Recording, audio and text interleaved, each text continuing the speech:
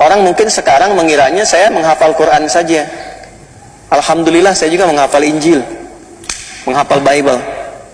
Ya, dan saya meriset. Biasanya kalau sudah ada versi baru, saya beli. Jadi saya punya banyak koleksi Bible di rumah. Saya simpan di kantor di ruang riset sekarang. Termasuk yang Talmud, versi-versi kekinian dan sebagainya, saya koleksi juga. Nah, ini ada Alkitab terjemahan baru, Holy Bible, New International Version. Ini versi internasionalnya. Di sini ada peta. Dibuka dengan peta.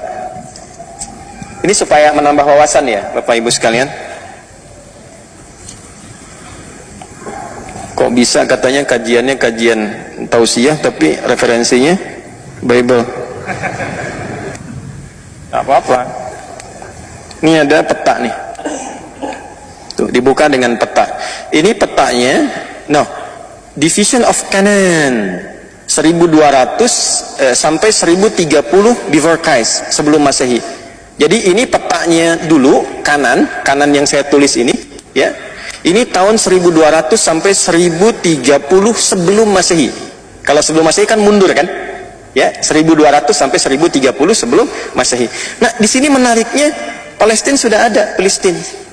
Mas, coba bangun sini, Mas. Bangun, Mas. Biar dikira saya ngeduga-duga gitu kan, dibaca. Coba, ini kacamata saya salah apa enggak nih? Ini tulisannya apa? Palestina. Ini yang ini. Iya. Betul kan tulisannya? Burung. Palestina ya? Palestina. Palestina. Ya. Baik. Mas, bangun Mas sini. Ya, lihat sini. Nih, ada tulisan apa ini? Mana? Ini. Iya, Palestina. Palestina. Saya mau tanya, Gaza sudah ada belum Gaza nih yang sekarang kami? Ada nggak? Ada nih Gaza. Oh, jangan tebak-tebakan Pak. Udah ada. Tuh. Ada nggak? Ada Gaza. Nah, Gaza itu sudah masuk bagian sudah ada. Jadi sebelum duduk lagi silakan. Jadi Gaza itu di peta yang ada di perjanjian ini di Bible ya, Bible ya, di versi yang internasional itu ada petanya. Gaza itu sudah ada bahkan sebelum Masehi.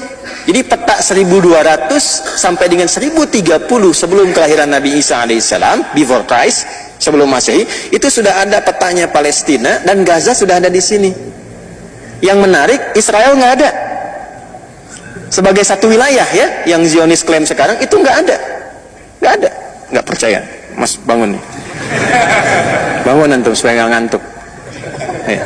Coba dari atas sampai bawah temukan Israel ada nggak? Nggak ada. Lihat dulu, jangan langsung nggak ada. Walaupun saya sekoh tetap antum mesti lihat. Nih pegang mic-nya. Jadi nih pegang mic-nya. Nah ini wakafin aja. 1 menit. Pegang. Pokoknya ada hadiah 100 juta. Saya berani kasih karena nggak ada. Nggak ada kan? Nggak ada. Baik. Ya, nanti insya Allah kalau mau kita kopikan. Ya, ini satu koleksi yang kami punya. Di sini nggak ada. Jadi memang dari sejak sebelum Masehi pun Palestina sudah ada. Ya, dan Gaza sudah ada. Nah, kota-kota yang sekarang disebutkan kayak Tel Aviv dan itu nggak ada. Ya, jin-jin masa Nabi Sulaiman juga nggak kenal itu. Ya, emang nggak ada. Ya jangankan manusia, jin pun tidak kenal. Ya, yang ada apa? Tulisannya Palestina.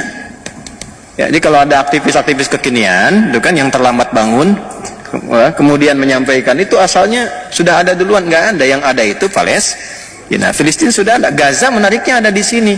Ya, dan ini yang paling menarik ditemukannya apa di Alkitab versi ya terjemahan baru, versi internasionalnya, Holy Bible-nya. Ini temukan di sini.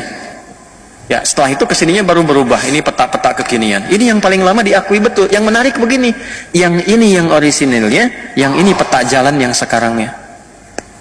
Jadi dalam saat yang bersamaan mengakui dulu nggak ada, sekarang dibuat klaim ada di sini.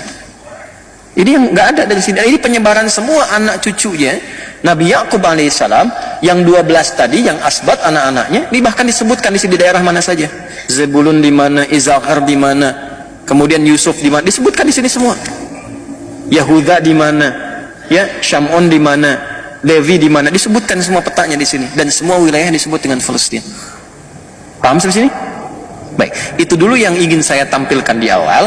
Nah, di bumi inilah kemudian Nabi Ibrahim alaihissalam hidup, Ishak kemudian hidup, ya, Sayyidah Hajar mengandung, dan yang paling unik nanti ketika mengandung itu dan lalu melahirkan Ismail alaihissalam, lahirnya di Kan'an sama persis di situ. Cuma nanti dihijrahkan di awal hidup, ya, ke kota Mekah Al-Mukarramah untuk memberikan satu definisi yang kuat tentang fitrahnya semua nabi yang hijrah.